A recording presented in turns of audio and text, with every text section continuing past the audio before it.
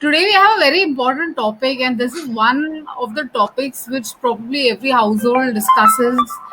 At times this is like the big elephant in the room. A lot of people are on denial. I know a lot of my friend circles, people who actually suffer from diabetes. So today I have Pooja here, and it has been a very conscious decision in getting her to talk about diabetes because of two reasons. And after I read her introduction, I will tell you all the two reasons. One, Pooja is a holistic nutrition coach, and from past 7 years, she has been running a clinic set up in Pune and Mumbai, and also recently has begun to consult in Nagpur. She does online consultation for clients across the globe. Pooja is type 1 diabetic since childhood, but instead of limiting herself, because of diabetes, physically and mentally, she actually helped with the support of proper nutrition. She has been living an extremely active and fulfilling life. She's currently learning Latin dance forms and piano too. Her passion for managing herself got her to this profession to help people achieve their health goals and motivate them towards healthier lifestyle. Pooja has been the only Southeast Asian type 1 diabetic who was invited to run in 16 kilometer for the Global Heroes Run to USA in 2006.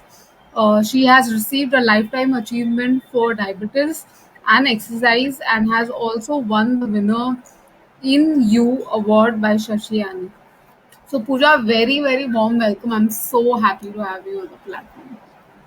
Thank you, Hema, for inviting me.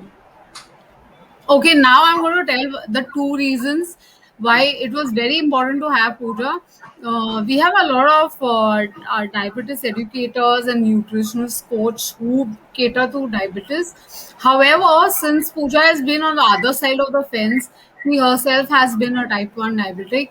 Plus, she has been extremely successful. When we talk about her life, you will actually realize how inspirational she is. So, Pooja, tell us about your journey of becoming a nutrition coach and a diabetes educator, being where you are today. So it started 32 years back. I'm a type 1 diabetic from the past 32 years. At a very young age of 9, I was diagnosed with type 1 diabetes, and it was in 1989. It was very new at that time. Awareness about diabetes was not as it is today. But the fortune was good that I met an amazing doctor called Dr. Yadnik, who has given meaning to my life living with diabetes.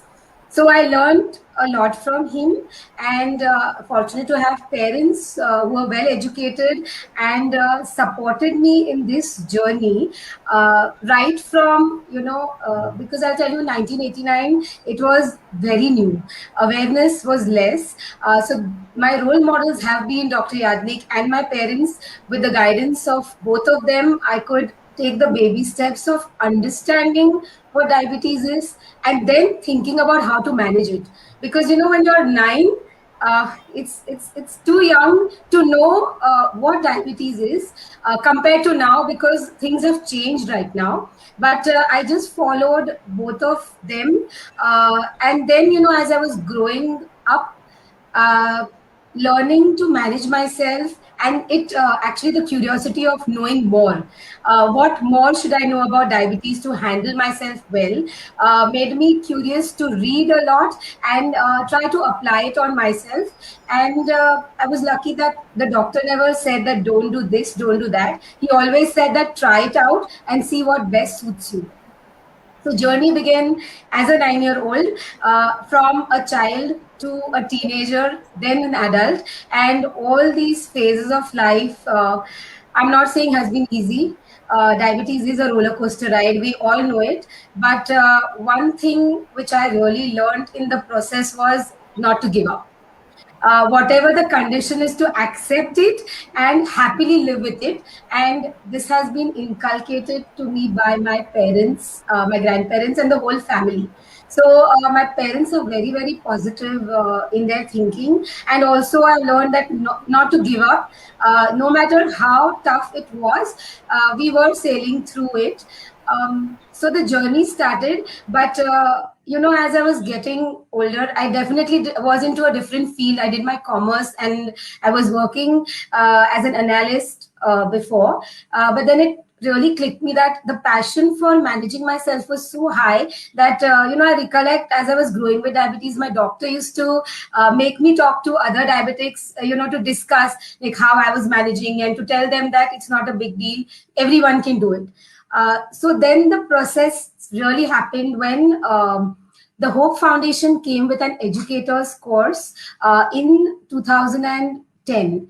But prior to that, I had to do nutrition. So I studied nutrition from Sophia College, got that eligibility to be a diabetes educator. The main reason for being a diabetic educator was, I was growing up with diabetes. I can't forget this incidents in my life. So, as school and studies increased, there were no educators telling us what to do. And I think that an educator's role in today's time is very, very important, because my sugars used to rise during exam time, but my parents didn't know that the doses had to be increased.